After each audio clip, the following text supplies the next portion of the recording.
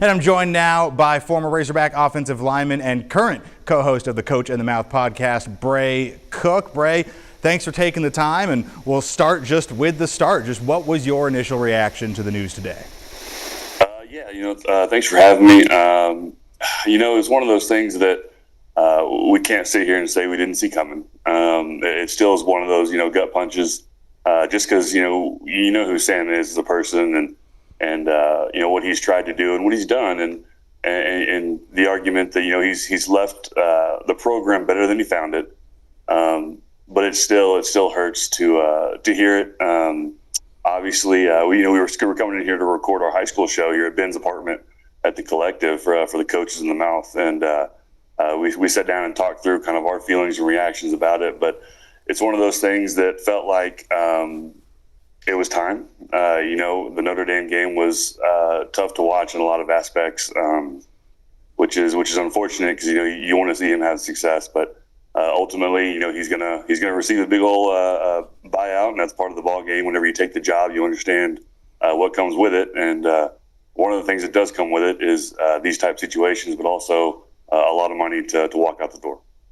You mentioned Coach as a person, and as someone who played under Coach Pitman, when he was the offensive line coach, directly as your positional coach.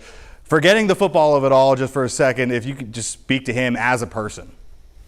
Yeah, it's interesting because, I played for Petrino as well, and their coaching styles were so vastly different. With Petrino, you had that different set of intensity, but you understood that if you did your job, you're going to win ball games. With Pitman, his was about the relationship. And so for me as a player, that was great for me. I was able to switch into that coaching style where, I had a leader that I could really, I guess, I don't say bond with, but build that relationship with, to where you wanted to play harder and play above your talent level and beat those expectations because you wanted to see him be successful. And then obviously this is all still very fresh, but just over the last couple of years, from your perspective, I guess, just where did things go wrong? There's so many things in those conversations that, we outside the program just don't know and aren't a part of. And so many decisions that have so many influences in. It's tough to say what exactly went wrong, but at some point, I'm not going to say that the buy-in wasn't there, but for me, the kids were playing hard.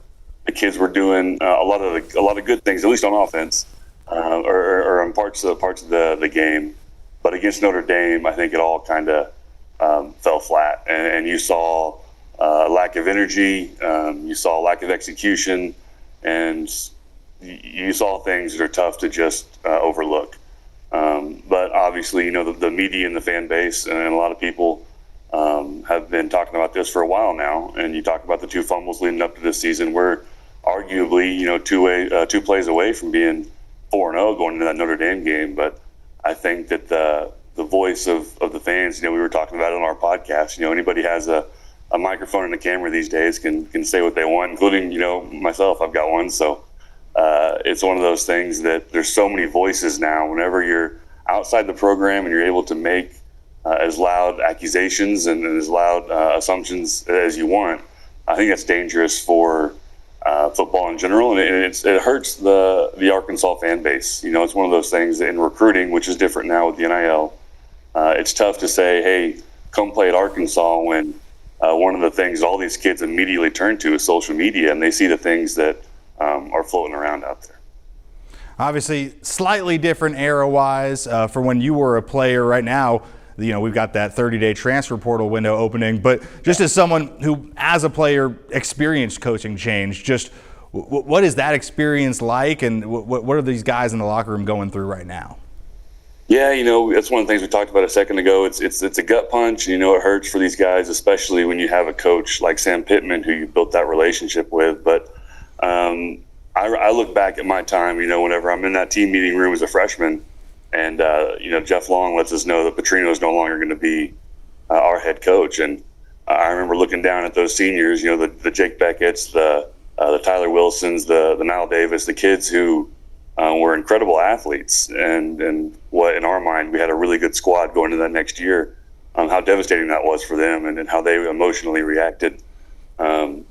Different ball game these days. These kids are getting paid a little bit of money, so it's definitely going to be a gut punch. But at the end of the day, there's still it's not exactly that amateur situation that it was when I played, because they are going to get paid still. So I think that has a huge impact in this decision. And then going forward as well, it's kind of the reverse for you. These guys are going to play for head coach Bobby Petrino, which even as I say that sentence here in Arkansas, I almost can't believe it. What are they getting into? What is the Bobby Petrino as your head coach experience for these guys now? I can't speak exactly on how he's going to handle things. I imagine if he goes back to his style of running a program, things will change a little bit. I don't know exactly how those have meshed this last couple months or so, but what I do know is we need to start winning football games. And for us as a fan base, it's time to rally around what's going on and support these players, because if we continue this, divisive, just attacking every decision and all we care about is the next head coach, then we're going to lose the rest of these games this season. I think that it's important for us as fans to get behind these kids, because if we don't, there's a chance that it's going to be a long couple months. And whenever you have a long couple months, that impacts your long-term coaching search. All right, to the coaching search. Play AD for a second for me here. I'm not going to ask you for names just yet, but what are you looking for? What are the qualities you need to see in the next Arkansas Razorback football coach? You hear, you want a guy who's tied to the state, someone who understands our situation, which is a very unique situation.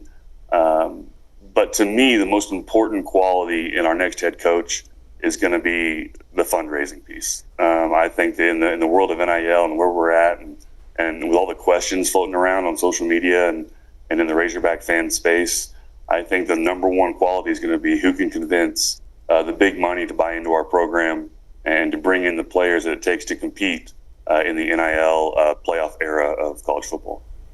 Perfect. All right. And then I said I wasn't going to do it a moment ago, but now if first couple calls you'd be making, anyone immediately jump to mind?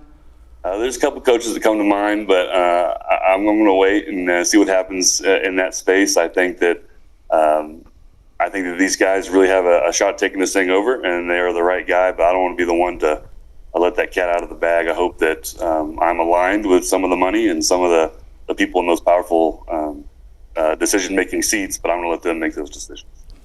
A smart man. All right, Ray. I very much appreciate you taking the time today. Yeah. Thank you.